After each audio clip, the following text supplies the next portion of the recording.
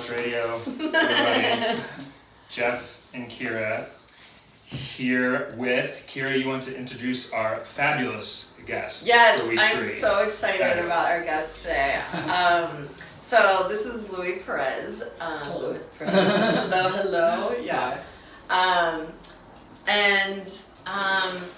I've known Louie only for a short while, probably like 6 months, I want to say. Probably, yeah. So when I first went, Louie and I go to a club on Tuesdays, and that we're both members at. And when I first met him, and he just seemed like a cool guy, kind of like a bro-y guy that was really super partier, like was like interrupting conversations. I'm like, what is this guy's deal? Really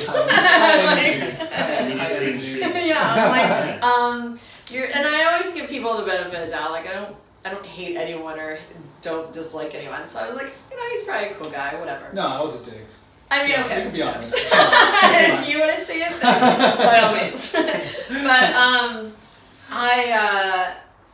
and then he, like, I didn't see him for a while, and I saw on Instagram that he was going to Mexico, and was like, just kind of like bounced, and like didn't have like the shirt on his back was like, I'm just going to Mexico, like like it was one to the next. And then he comes back from that trip, and I saw him at the club again, and it was like I had never, like, night and day. Like, I didn't know. I was like, this is like the biggest transformation I've ever seen out of a person ever. And I was like, what changed, or what's going on? I was really, really shocked by it. How long was the Mexico trip? Like 3 days. I think I was only there for like 2 days. It was a 4-day trip, but half the first day dedicated to getting there, and half the last day was dedicated to leaving. So about 2 days. Wow. Yeah. So there was a transformation. I mean, it was like the most incredible thing I've ever seen, and I was so highly intrigued by it that I wanted to know his story and like what had happened and why. Like, his entire life went from like one direction and then just flipped into something radically that he would never have even dreamed of doing. And that's why I was like, you know what? As our first guest for like our podcast, I was so hoping that he would come on so that he could tell us his story and like, all of that. So I'm gonna he's here. Yeah, he's here. And super like. So pleased to have you. Totally. I'm so pleased to be here in this beautiful country. Beautiful studio too. So yeah, go ahead. Yeah. So with that, I mean, maybe we'll just kind of start off of like, so we know like, kind of like who you were before, but like, what made you go to like Mexico and hit that point where you're like, Well, it's pretty interesting, basically what it was is I kind of set out a certain expectation for how my life was supposed to play out. And judging by that, I was supposed to be married at like 25, and I was supposed to have kids at 27. I wanted to have a young, sexy family. I wanted to be 35 and traveling with my family and kids. And, things don't really turn out that way. So I basically set a lot of goals that were only for myself, since I wasn't worried about a partner or about, settling down in life. I set a lot of financial goals, and I set a lot of goals for myself that I wanted to accomplish. And the closer I was getting to those goals, the further away I felt like I was getting away from who I wanted to be. And so I was pretty much suffering from depression. I was suffering from depression since 11 years old. I was actually, when I was 11, I was in the bathroom in middle school cutting myself, while all the other kids were playing tag or whatever the hell it is you're playing at age 11. But that never really struck me. And then in kind of 1 week period of time, it all kind of came crashing down. I mean, I realized how unhappy I am, and I realized how far away I've come from myself. In that same week, my brother basically got deported. This relationship that I had that was unfolding crashed. And my life kind of felt like it was just falling apart. And I could no longer keep up that image that I had set for myself. So I just had to run away. That was my intention of this trip, was just to run away. So, I got in contact with a friend who I travel with a lot. And her and I were supposed to go together. And, she had to work, and things ended up turning out to be this trip where I just kind of went solo. I ended up in Cancun. I took first bus there. I ended up in Playa del Carmen. I wasn't comfortable there. I took the next bus out. I ended up in this little town called Tulum. And that's kind of where all the magic happened. ended up there. First night I was there, I was like, I'm gonna party really hard. I got really drunk, kind of woke up the next day wishing I hadn't drank, saying I'm gonna drink again. Yeah. And we've all been there. yeah, long story short, while on this trip, I found myself 27 kilometers deep in the jungle without a passport or a wallet or any clothes or anything with me, or even a cell phone. And I found myself at this shaman's little hut in the Mayan Riviera. Just you. Me and the girl who's now my mentor, who at the time was taking me to do some ceremony. Wow. During my adventures where I was partying, I ended up having a moment where I just felt like I needed to go somewhere. Yeah. So I ended up going to these like hammocks that were in a different place than where I was staying. I just walked in. I was like, I'm gonna just hang out on these hammocks, listen to Pink Floyd. So here I am, minding my own business.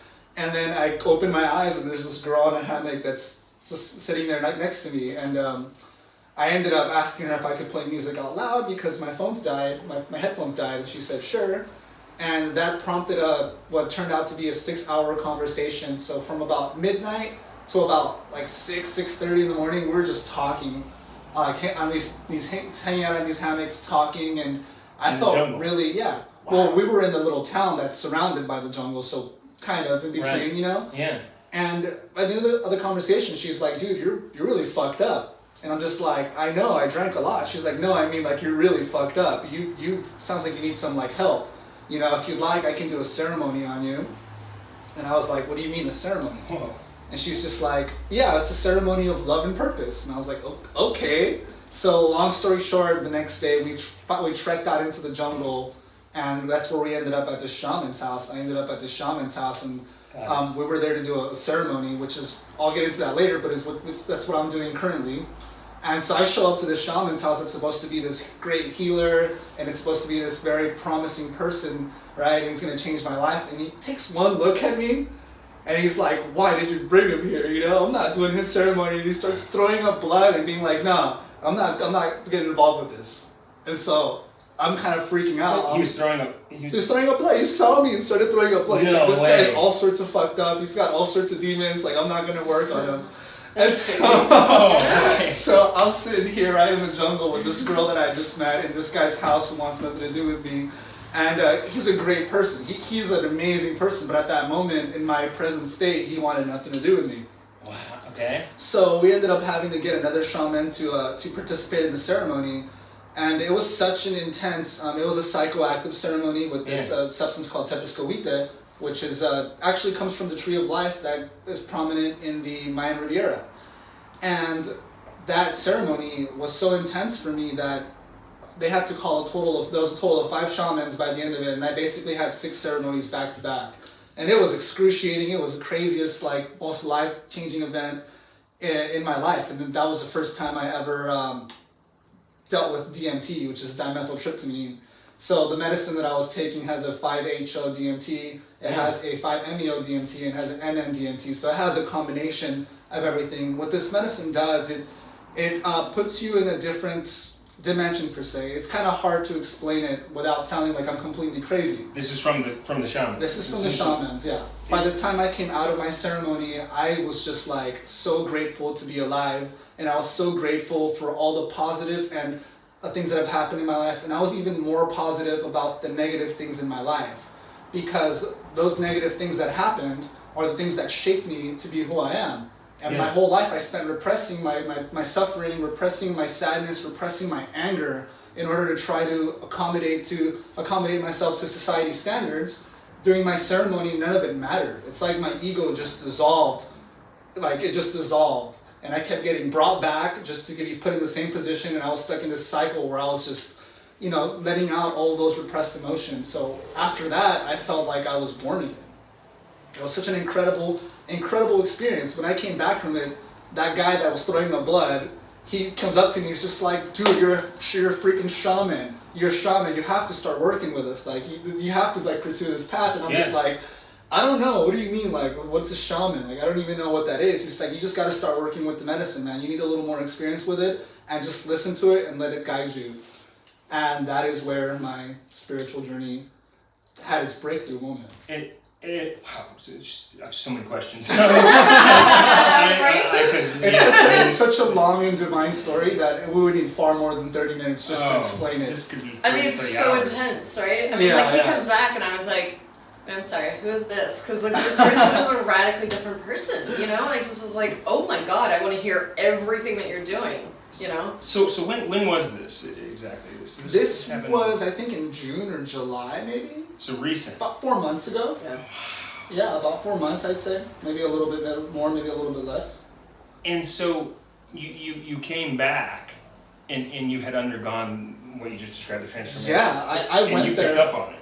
Oh my Immediately. God, everyone Everybody did. picked up. It was Everybody like, was weird, you know. radical I was a night dick. and day. Like, I was kind of a dick before, you know what I mean? And Maybe everybody needs to go to the jungle because we all could use some of that. well, that's Like, interesting. Is like he's completely changed his entire life to then become a shaman and bring these rituals and ceremonies here to LA. So that's what he does now. I mean, I don't call myself a shaman, but I don't correct people when they do because it's so flattering that I kind of like it, you know. I gotta feed my ego just a tiny bit, just so that I know that it's there, and I gotta keep it weak enough so I know I can crush it whenever I need to. So Intense, right?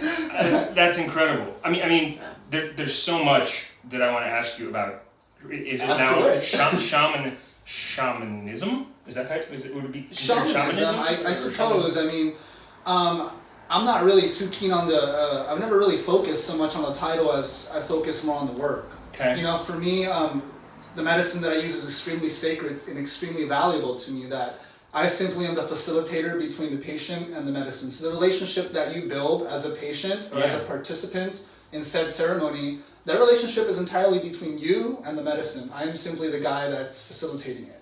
So I don't like to call myself a shaman. I like to just call myself a facilitator of the medicine. That is kind of my purpose, is to bring, which brings me to One World, One Tribe, which is a project I'm working on, and basically our whole vision and our whole what we're trying to do is facilitate the availability of medicines, plant medicines, exotic plant medicines throughout the world, facilitate them and make them easily accessible and easily affordable. A lot of these medicines take a lot of months to make, a lot of them it's really expensive, and there's a lot of people that would like to start working with those medicines here but cannot afford to. So our mission is to provide those medicines and grow One World, One Tribe. You know, stand for unity. We share, we spread love and light amongst each other, and we're also bringing different views from ancestral religious groups or tribes, as some people may call them, in order to keep people updated and let them know that we're all here for a reason, and that all humanity needs to stop focusing on the things that make us happy for the moment. In other words, our egos, and we need to focus more on living amongst each other. Yeah. You know, I believe that you're allowed to do whatever you want so long as you don't make a victim of anybody, of anything, of the planet, and most importantly, yourself. Yeah. Right? And our only purpose for existence here is to spread love and light amongst each other. Yeah. That's pretty much it. And so that's kind of our whole objective, I guess you can call it. And so it sounds like if someone wanted to partake in this and they wanted to come see you, what you're saying is it's mostly about you're the guide. It's about the medicine and their relationship with it. I think guide is a good word to use. Yeah. Okay, and you're the guide that helps them kind of through. How long can the process be? It sounds like you're just there a day down there. My process was a couple of hours. Honestly, I have no idea how long my process took. Yeah. But I've had ceremonies that last 2 hours, and I've had ceremonies that last 10. The most intense one that I've done by far was here. I do my ceremonies up in the mountain. We do them in two places. One of those places unfortunately burned down with the fires that were up in Ventura County. Oh yeah. So one of my ceremonial grounds has been burnt, which is very unfortunate. And the second one is up on a mountain, and it's probably like 2,000 feet up in a mountain. So one day, we had a ceremony, and we go up to this mountain. We're hiking up. It takes about an hour and a half to hike up there, just to get there. And we got caught in a thunderstorm. And as we're walking to the place of ceremony, this lightning bolt just struck just a couple of feet away from us. And so we were freaking out. We're like in the middle of a thunderstorm on top of a mountain, under the only tree that is on that mountain. So There was a thunderstorm there was going a around. thunderstorm going around, so we called the cops and tried to see if they can get us off the mountain. They basically said, "You're screwed, you shouldn't have gone on the mountain." And I'm just like, I know, but we didn't know there was going to be a thunderstorm. They're like, well, if you checked your weather report, you should have known. So Absolutely. we ended up doing a ceremony that lasted like 5 or 6 hours in the rain. A total amount of time that we spent there was about 5 or 6 hours, and then we had to finish it off on a separate day. Yeah. So it was just so intense. It was so much. Wow. But the reward was beautiful at the end. The transformation, that from the standpoint of a facilitator, me watching this medicine work instantly, and watching people open their eyes for the first time during and after their ceremony, and just seeing that change that you saw in me, Yeah. I see in people all the time. And it is the most Yeah. absolute beautiful and rewarding feeling that you can possibly ever like witness. So seeing them before and after. Yeah, watching them It's- come in broken and defeated, but you see that little light that's just a little candle that's sitting there in the rain that's just not burning out, that's barely like just dim. And Yeah. watching that ignite in a blink of an eye and watching them just instantly transform, that to me is wow. Like it's just an incredible feeling knowing that this medicinal plant, that it can bring actual treatments. I don't want to say cures. I want to say treatments. I don't know if that's maybe an appropriate word to use. And you said it's dimethyltryptamine. Dimethyltryptamine. There's So- a couple. For people who are like, oh, I've done ayahuasca, like, what's the difference? Ayahuasca itself is a very beautiful medicine. I actually just got back from Peru. I think I was there last week, and I had an ayahuasca ceremony with the Shipibo tribe. In Peru. In Peru, yeah. I was Whereabouts? in the jungle and in the jungle. I've been to Machu Picchu. No, not anywhere by that's by Cusco. So I was in the yeah. Pucallpa. It's actually pronounced Pucachpa. Okay. And then from there we did about a 4-hour drive up to a river, and then from the river we motorboated about an hour and ended up at this little sanctuary place where we're in the jungle, and that's where the tribes are at, and that's where the head, the maestro Enrique Ayahuasquero, so he was the person leading ceremony, and that basically runs the entire sanctuary. And the difference between ayahuasca, I would say, is ayahuasca is it's an N,N-dimethyltryptamine, and it's consumed orally. So the effects of it can last 8 to 10 hours in some situations, and it comes in waves. And depending on how much you take, those waves can be very strong or very weak. So for some people, their first ayahuasca experience, if they don't take enough medicine, enough ayahuasca, then they don't have the full effect. And ayahuasca is a very motherly, come here and cry on my shoulder, very mother energy, as opposed to Tepescohuite. Tepescohuite is more like a shape up, get your shit together. Different layers. And that only lasts 15 to 20, maybe 25 minutes. Yeah. So the effects of it are instant and faster, but I mean that doesn't take away from ayahuasca or from any other medicine. Mm-hmm. There's a lot of shamans that work with bufo albiris, which is a toad that's a 5-methoxy-dimethyltryptamine, a 5-MeO-DMT. Some say that with that experience, it's a very dark and very profound experience, was as opposed to N,N-DMT, which is found in ayahuasca. That is a more kaleidoscope colors and a lot of fractals and a lot of visions. So it's the same chemical compound, it's slightly different, but the effects of them are very different, and depending on how you use them, it can affect the outcome of the medicine itself. So depending how it's administrated. I mean, you see people on YouTube smoking like a free-base DMT that's been used with an acid wash, that are smoking it on their couch on YouTube, and they're just being really dumb and laughing with their friends. Yeah. And then there are also more medicinal, ceremonial, traditional, sacred procedures on how to use the medicine. Right. And that's what we focus on. And you said it's plant-based. Yeah, it's plant-based. It's 100% plant-based. So are you growing it then, or are you? No. I cannot really disclose where I get my my medicine from, but basically the healing tribe that I run with, we have like the guy that threw up is the guy that makes it. Oh, got it. Okay. Yeah. Wow, this is amazing. It's a different world. It's a completely different world, and it's not somewhere that I, as a kid I wanted to be a firefighter. Or like a firefighter in space, like an astronaut firefighter. That's kind of where I was headed to with my life. Yeah. And I kind of ended up here. So for me, it's kind of like you never know where you're going to end up. But I'm sure even through doing this, you gain so much awareness about that, right? And it just all kind of came it's a together tremendous from amount. Yeah, I would say without bragging, I would say my consciousness has definitely expanded. Like she said, I watched your last podcast, so I know you called me a dick. but it's cool. Did I? They call me an asshole. Oh. But that, no, you're 100%. I don't remember saying You're 100% correct. I watch your podcast, guys. Come on. Kira and I have to be careful what we say on the air. We start. Clearly, yeah. We insult each other all the time. Yeah, no, I don't take it with it. Yeah. I take it lightly. I think you said you were sort of an asshole. I don't No, I think was said you were definitely like, an asshole. Yeah. Yeah. I just had that kind of like I'm better than you almost syndrome, like that I need to carry myself in a certain way in order to establish my dominance over people. Whether that be, you know, it's like a natural hierarchy that people build. It's like a tribalism. Some people achieve the top of that hierarchy by how well they dress. Some people achieve the top of their hierarchy by how much money they have. Some people achieve the top of that hierarchy by how like pretty they are or how cool they are. And so for me, just being an asshole and being very standoffish was the way that I felt like I achieved that dominance over my own life, and that's what gave me control.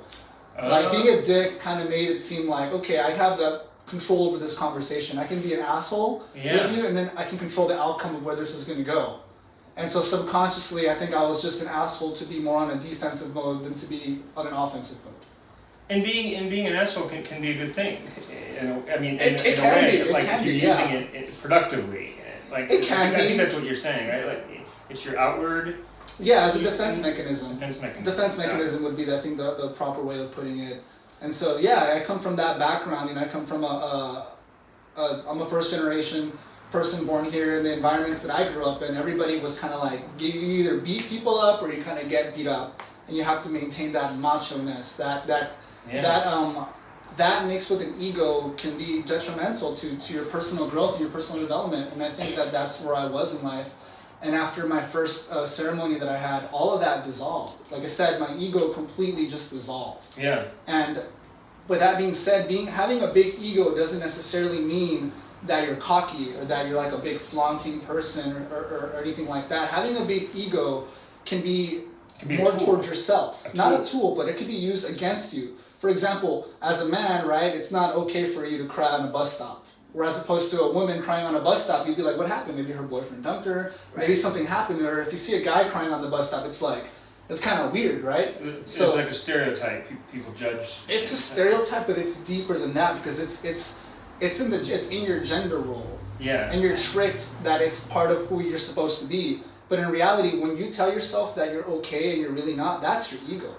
By not accepting that you are not okay, you're not leaving any room for healing. You're not acknowledging the problem. You're instead you're taking away from the problem and putting more on yourself, saying I'm strong. So you're building yourself up and you're making less of the problem, but that problem's not going anywhere. That problem's still there. So you have to acknowledge the problem. And you have to acknowledge what you are and who you are in order for you to be able to love yourself. And that's the big deal. That's what your ego doesn't want you to do. It doesn't want you to achieve that status of love and light towards yourself. You know, when I say spreading love and light, I don't mean it in some like hippie 1960s love and light, smoke weed, pass the blunt type of way. I mean it like true love for yourself. Which comes through awareness. And awareness of yourself. Consciousness, the expansion of your consciousness. Yeah. And so for me, during my ceremony, releasing all of that pain, all those times that I said I'm okay and I'm not, all those times I wanted to cry because, I don't know, someone popped my balloon at a party or something when I was a kid, all those little things that I told myself, you need to man up, you need to be strong, you need to push through.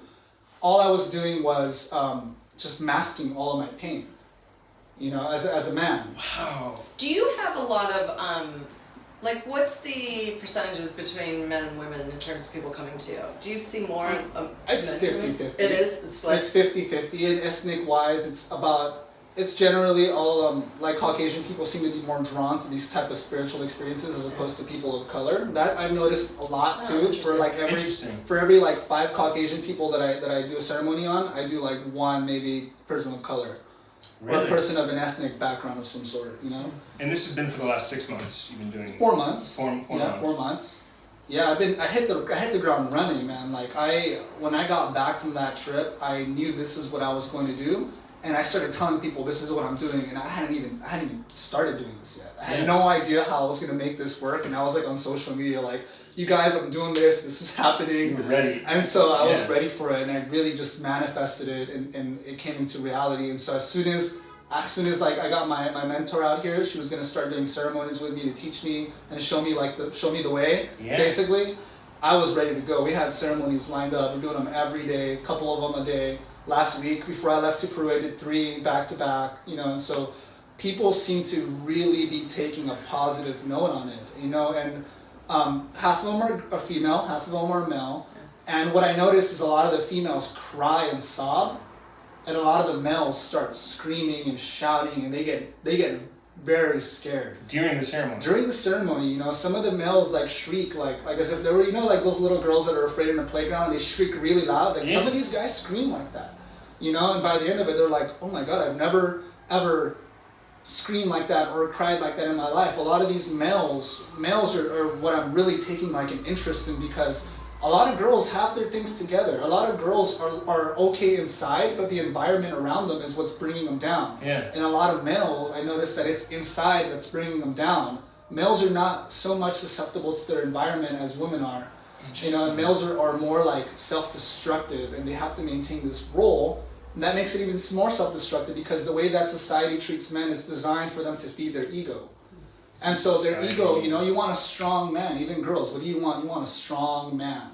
What does that mean? You want a buff man? You want a strong man? Do you want like a more of a tyrannical like persona of a man telling you like what to do? So you have to carry this persona with you.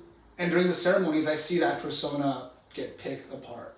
I see it. I watch it. You know, and my job is to make sure that they don't get hurt. Sometimes I get attacked during the ceremony, and I have to make sure that I am assessing the situation from a loving standpoint and from a very understanding perspective.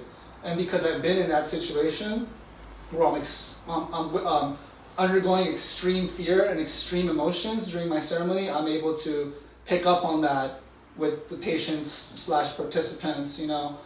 And yeah, it's very interesting. It's very interesting for me watching men react that way. And at first I thought, oh, you know, maybe it's just this one person, but no, like it's very consistent. Almost guaranteed that a man is gonna like freak out, and it's almost guaranteed that a girl she'll be scared, but to be crying and sobbing more.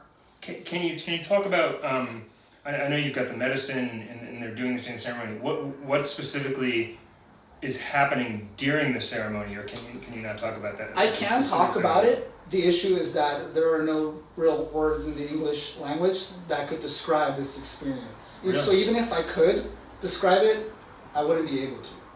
It's very, very profound, and it's something that, you know, when people come back from their journey, I like to ask them, can you describe it in 3 words? And they're usually like, I don't know. Yeah. That's the common reaction. And not just that, but everybody that's had a ceremony, it's like everybody tunes into a different frequency. So sometimes these people, you know, we can change the people, but if they, at the end of the day, go back to their old society, it's going to be hard for them to integrate.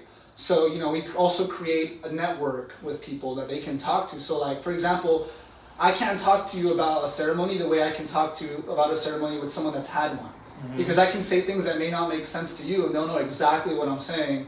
And for you, it'll be like a different language. You'll sit here and be like, these people are crazy. So it's literally like its own. It's its own world. Yeah, you're in a different dimension. You're in a different universe. During the ceremony, you can expect your body to dissolve completely, and you will no longer exist as a physical entity. You will only exist as a spiritual entity. And that's when you embark on whatever journey, whatever awaits you, whatever you need to work on. The medicine finds your deepest fears. It finds your deepest causes of anxiety and depression, and it puts them in your face, and you have to learn to love them. How long do those ceremonies last? How long? The effects of the medicine last 15 to 20 minutes, sometimes 25 in rare occasions. Yeah. But when you're in there, basically time and space cease to exist, so you can feel like you're there for hours when you've only been there for a few minutes. So imagine sitting in a room with all of your biggest fears for hours, and like, what do? There's nowhere to run, there's nowhere to hide, you have to deal with them. Yeah. You know? And what I explain to people about their problems is that getting over something, that's what people say, right? You have a problem, get over it. Build a bridge, get over it, get over it, get over it. But I like to compare it to, you have a cup of water, right? And that the amount of water that the cup can hold is your threshold. Mm-hmm. And the amount of water in the cup is the pain that you're experiencing. So for men, they fill that threshold up, and they just leave it there. Women fill that threshold up, and then they have a breakdown, they cry, they sob, and then they release that threshold, and then they build it up again, and then they release it again. For men don't release, they just increase the size of the cup.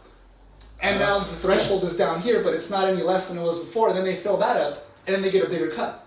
And they fill that up, and they get a bigger cup. And they never actually solve any other issues. They never actually express themselves. Yeah. They just man it out. They just man up, and they get over it. Tough it out. And that will carry you, man. It will drag you down. You know, you can't bring your past into your future. It'll drag you down. And so during the ceremony, I get to watch all that come out. It will empty that threshold. Now you're left with this giant ass threshold with nothing in it. So you feel like you're born again. You know, you feel like you're just whole again, and you feel like you're human again. It's like you're draining the tank. You're draining the tank. You're draining the swamp. Hey, yeah. That's great. And so I have another. Did you have any more questions? No, go ahead, yeah. Just about you said shaman. So shamanism. Is there, the ceremonies are fascinating, but is there more to? I've heard that shaman there's more to the whole overall what it is and such, right? A shaman is more of someone that has sacrificed their entire life and their entire personal being in order to dedicate themselves to healing. That would be like what a shaman actually is. So like you look at like Catholicism, and they have the priests, right? Those priests essentially give up their sex life, they give up the ability to pass on their genes, and they give up the ability to become married. So essentially they give up all life. Mm-hmm. That is kind of why we're here, is to partner with someone, maybe not forever, maybe momentarily, and produce offspring. Yeah. So a priest, what they do is they do the same thing. So a shaman also does the same thing, but it's a very loose term. You know, there's, for example, in the healing community is very small. There's one shaman that I look up to, and I call him a great shaman, and there's another shaman I look up to, and I call him a great shaman, and then they say about each other that they're not, this guy's not a real shaman, oh, this guy's not a real shaman. So I can only imagine what they think of me. And there are people that call me a shaman. So there's like levels to it, and there's a very loose definition of what a shaman truly is. You know, some people call it, some people say, oh, you're a shaman to me, and some people say, oh, you're a trip sitter, oh, you're a spiritual guide, oh, you're a light worker, oh, you work with psychoactives. I'm just kind of like, well, I mean, you can just say whatever you want. I just facilitate the medicine, and then you develop that bond. What's your, so now that you're kind of on this journey, it's been, 4 or 5 months, like what, if you could wave the magic wand, what would your goal be? What would it look like a year from now? A year from now, it's hard for me to say where I will be, because a year from now I would have never said that I was here. Yeah. So I kind of just stopped making predictions altogether. I kind of just live my life and live by my golden rule. Don't make a victim of anybody, anything, the planet, or yourself, and you can do whatever you want. You know, sex, drugs, and rock and roll is okay, as long as you're not making a victim of yourself or anybody around you. So I really don't have any predictions as to where my life is going to go, but ultimately I would like to make a living off healing work and be able to run, I would like to function and excel in this world and in the spiritual world. Wow. So most people feel like they need to leave their lives and become like a shaman, or become like a light worker or a healer, or whatever you want to call it, and that's their life. And you see these personas on Instagram, and well, people, not personas, they're real people, they do real work, but some of those people were in a financial position to be able to do that, to be able to just pack up and go. Yeah. Other people are not. So I kind of want to be a person that can show people that, you know what, both things are possible. You can excel in this dimension, in this corporate America, and you can also excel at being one with yourself. Mm. So you don't necessarily need to sacrifice anything to attain everything. Like, we already have everything. Right. If you really think about it, if you need food, the earth provides. If you need water, the earth provides. Anything that you need, shelter, the earth provides. Anything else, the sun provides. So in reality, it's like, we already have everything we need. You just need to wake up, break out of that matrix, and realize it. And from there, it's like you can start all over again. So my goal is just to continue doing this work, and continue traveling, continue to get to know more medicines, different medicines, explore. And I want to make this extremely affordable for people, you know? At the moment, it's taken a giant financial toll. I'm in the hole, a couple $1,000s, you know? And I'm not making any money off of it. So right now, my goal is to make this sustainable so that I can continue this line of work. Yeah. And I want to make it affordable. I believe that every person on the planet is entitled to this. And I don't want to deny somebody for financial reasons. That would be the most counterproductive, you know? This isn't some shaman in Malibu doing ceremonies out of his mansion. Like, this is just me trying to help everybody out, and letting people know of my intentions ahead of time. A lot of times you do things and you want to be noticed for them, and that notice never comes, and you kind of feel bitter about it. But if you let people know your intentions right off the bat, they will never take them for granted. Wow. So right now, that's kind of where I'm at, and I just want to continue succeeding in life in all aspects and showing people that it's possible, that there's other options apart from popping pills. And granted, there are those cases that require, you know, Western medicine. I'm not going to knock any of it down, but this is just a perfect way of being one with yourself. It's a holistic experience, mind, body, and soul. And awareness within. Yeah, awareness from within. You know, most people love other people more than they love themselves. You'll do things for your friends that you would never do for yourself. That needs to stop. I'm not saying you in particular. I'm saying that needs to stop. If you love people more than you love yourself, where the hell is all of this love coming from? I love you. You're just grabbing it. You're making it up. It's hollow and it's fake. But if you love yourself truly from within, you can reach into your own depths and you can pull out love. There you go. That's honest. It's that's okay real. to be selfish. We've said the word selfish is a bad thing. Selfish can just mean taking care of yourself. I think it's a very misunderstood word. Yeah. You know, just the way that ego is a misunderstood word. Yeah. Ego, people say that ego and cockiness go hand in hand, and it's not necessarily true. Yes. And some people say that greed and selfishness go hand in hand, but they're completely different things too.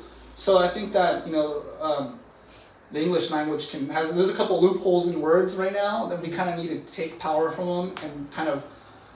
What do you say that? What is that saying that people say?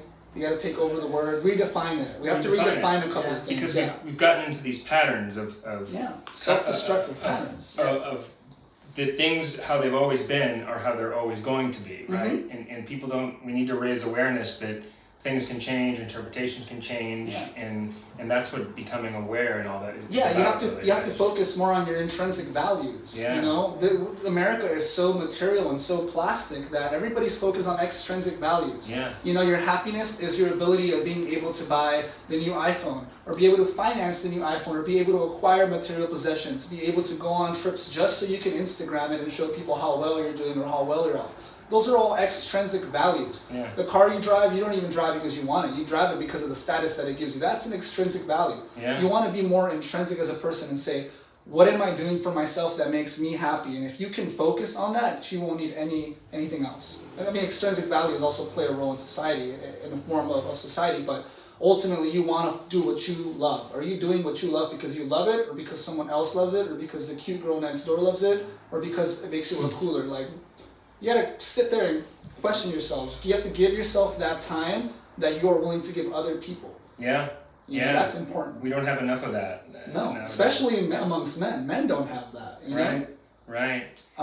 That's important. Wow. That's why I was so highly impressed with when he came back on, you know, him and I have gotten close because of it, because I was just like, oh my God, what you're doing is so impactful, and you know, that's what I'm trying to do with mine, and that's what you're trying to do with Launch, and it's all these like parallel paths that we're taking, you know, and awareness, trying to make a difference. Consciousness, just understanding. Yeah. Self-love. It all boils down to self-love. Yeah. Self-love.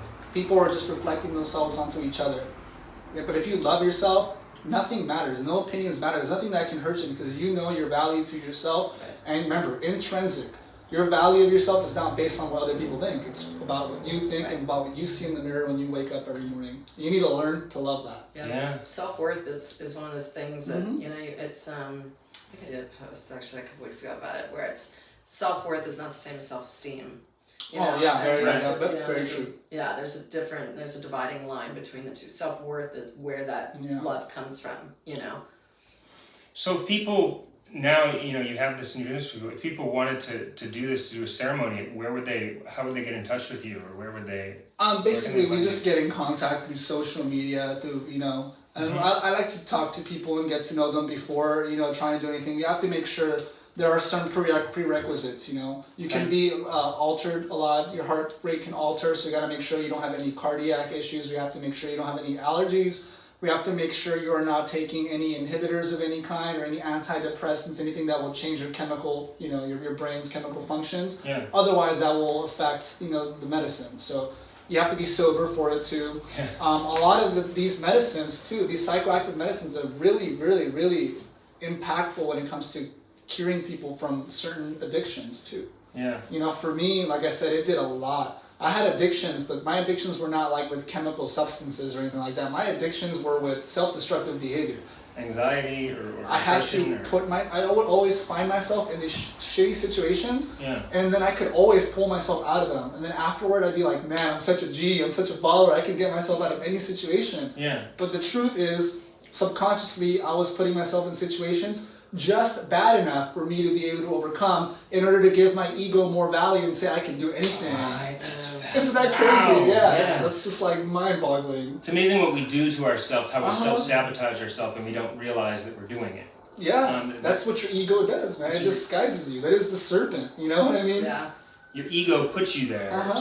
so that you can then kind of feel better about yourself. Yeah, your ego is your enemy. Yeah. As your enemy when you let it take over. When you let it take over, it's your enemy. Wow.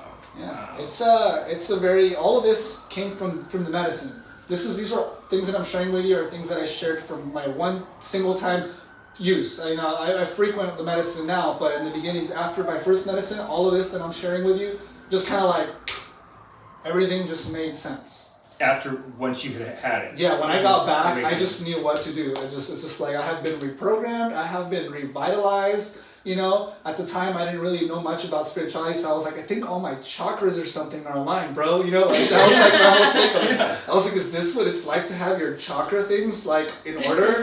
You know, I had no idea what I was talking about, but I felt it, and I just felt amazing. And then being able to bring that back to my hometown and seeing people like Kira look at me and be like, who are you and what have you done with Louie? And I'm just kind of like, seeing the results from other people just encouraged me even more. So it's like I'm on this like perpetual high, you know, it just keeps like cycling, and like it's an amazing feeling just being in love with life and just waking up every day and having this smile on my face and always glowing, and wherever I go it's like I've become more attractive, not like sexually but like as a person. People just want me around. I'm getting invited to all these exclusive events, and I'm getting to hang out with the cool people and do podcasts with the cool guys, you know, like it's just changed my entire life. You know, and I want to be able to facilitate that. So if anybody else wants to follow this path, it's right here. It's right here in your backyard. You know, if anybody wants to experience this, it's right here in your backyard. And that is the goal. Like people pick that up. They're picking up your spirit, your energy, just all of that is there now. For me, this is new. For me, this is all new. And the most beautiful part of it is that this is not for me to know and for you to find out. This is for me to share and for you to share. Yeah. I don't want to be the only person facilitating this medicine. You know, I want everybody to be able to do whatever they want. I don't see this as like, oh, if I tell you how to do it and show you the ropes, then I'll have less business. Like, no, man, it doesn't work that way at all. It's a complete, The person has to want to do it, and they have to be guided with the medicine. Yes. And you're the guide, ultimately. And even working with the medicine, you know, the first couple ceremonies I did, the medicine rejected me. It was weird. Wow. Because they kept saying, the medicine will tell you what to do, just follow your intuition. And I'm just like, okay, I think you've done too much of that medicine, you know? And then as I started working with it more, like, you actually develop a relationship in a different dimension with this medicine. And that's something, like I said, I would sound insane, but somebody that has done it right now would be on the room being like, preach, brother, I feel you, you know? But you guys will look at me like, this person's insane. No. so yeah, you develop a relationship with it, and then you just figure it out. You follow your intuition and you figure it out.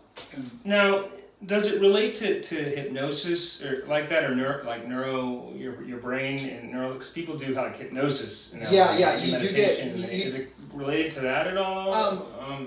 In a sense, I mean, you can't really mix. This is where spirit and science. This is where oil meets water. Mm-hmm. You know, it's kind of hard to correlate the two. They're separate. But there are cases of serotonin syndrome. So a lot of people will have serotonin syndrome during their journey while they're experiencing their biggest nightmares.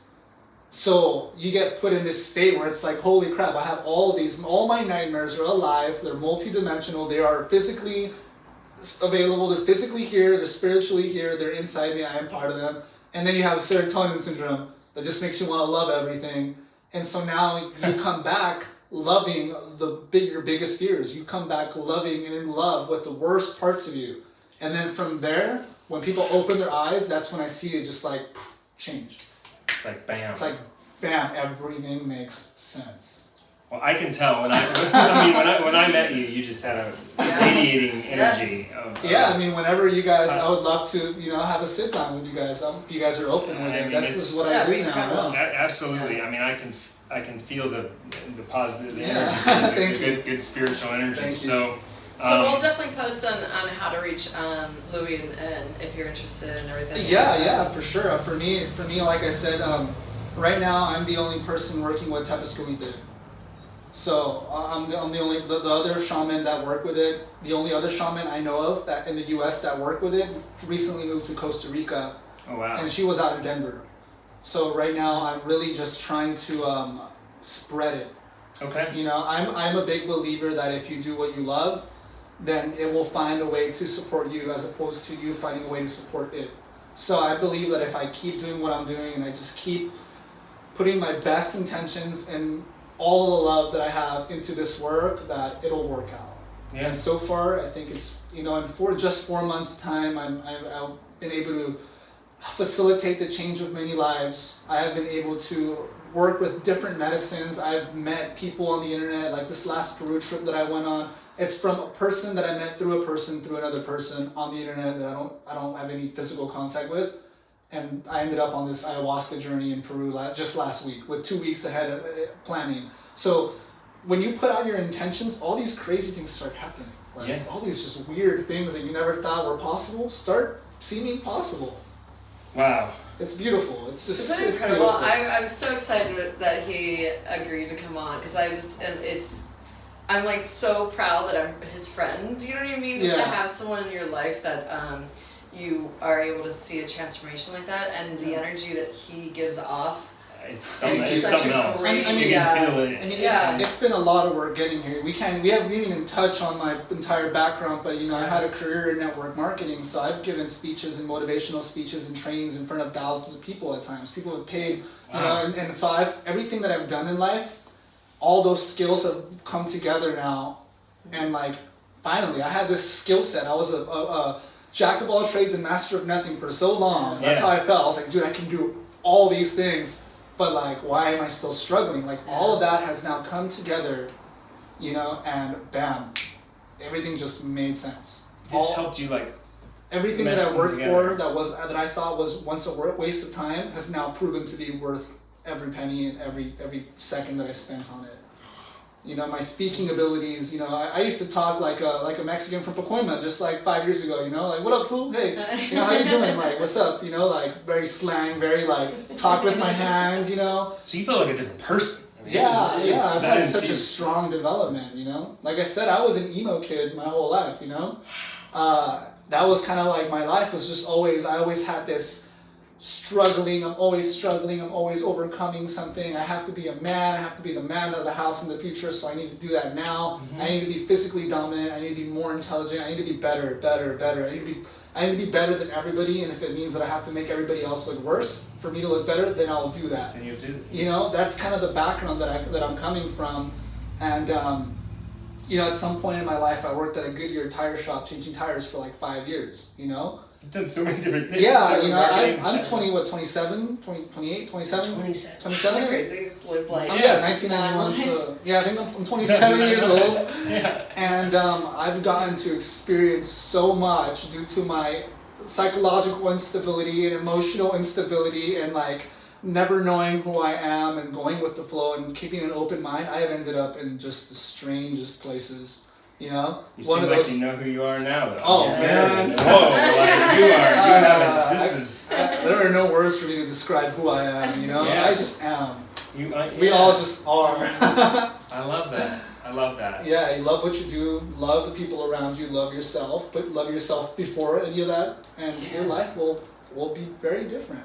There's a lot of made up mental diseases going around, a lot of people suffering from depression, Oh, I got diagnosed from depression. It's easy to get diagnosed. I can go to the doctor and act sad and make up some shit and be diagnosed with depression.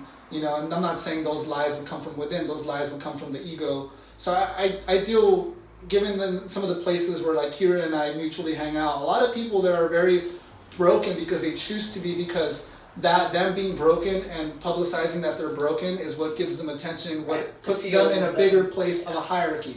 So there's this hierarchy of depressed people, who's more depressed than who, who's more of a victim than who. And I just look at all this self-destructive behavior now. Oh, yeah. Before I would play into the drama and play into the gossip and play into the role, and now I'm just kind of like, whoa. You understand that, that well, energy. because I was there. I was that person. Always. I'll tell you the things that I've overcome before I even tell you what my name is, you know? It would be like, hi, I'm so-and-so and so, and I do this and this and this, and my name is Louie.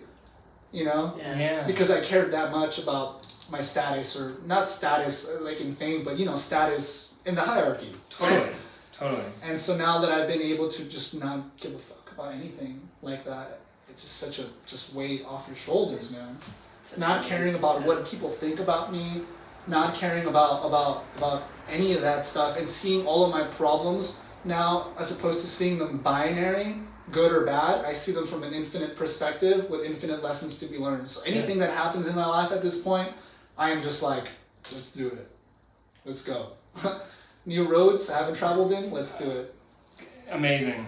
I mean, it's, I feel like I could talk to him all day. I mean, this is just. I've been taking up a lot of time here. I feel like there's so much. I feel like we have to eventually have you back because we have to keep. I would love to come back. Oh, I could ask you all day. It's fascinating. You're we great. should do like a ceremony on you and then come back, and then we'll do one on her and then come back. And just people will. I guarantee you, your viewers will see the difference in like the different energy and just the different frequency. You can see that stuff. Really? You know? Yeah. I mean, I can't tell you. I've never seen a transformation like I had when, and I didn't know Louie that well. We were just saying we were just hi bye in the club, but like mutual friends. Yeah, and then he comes back and I'm like, who is this person? He's so incredible. And you noticed it. Oh my god, it was so incredible, and I was like, I want to know everything that happened. I want to be part of it. I want to help you, and I was just so impressed by it. I actually got you guys a little something since you guys had me on here. I know it takes a little bit of time. You didn't. I'm sure you can figure out the sizes. One of them may or may not fit her and may or may not fit you. But those are a couple of some of the shirts. That's so awesome. That's so sweet of you. Thank you. I think there might be a little bit of blood on that one that's from when I was making it, and I may have cried on it, so it has my blood, sweat, and tears. I love it. I'll take your blood, sweat, and tears all day long. Incredible. That's so sweet. Thank you so much. This Yeah, really thank awesome. you guys for having me on. It's incredible for me to be able to express myself. Yeah, to be asked to explain. Hey, can you come on our podcast and express yourself? And I'm just like, oh my god, where did this opportunity come from? I'm so happy to be here. I'm so happy to be participating and be a part of what your journey and your podcast and work. I wonder where this is going to take you guys.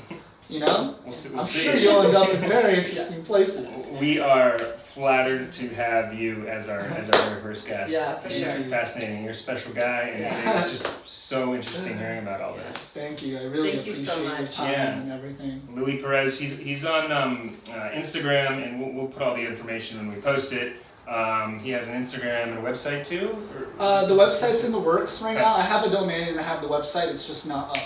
You can get the little guy with the sign. So I'm mainly, you can contact me on Instagram. Okay.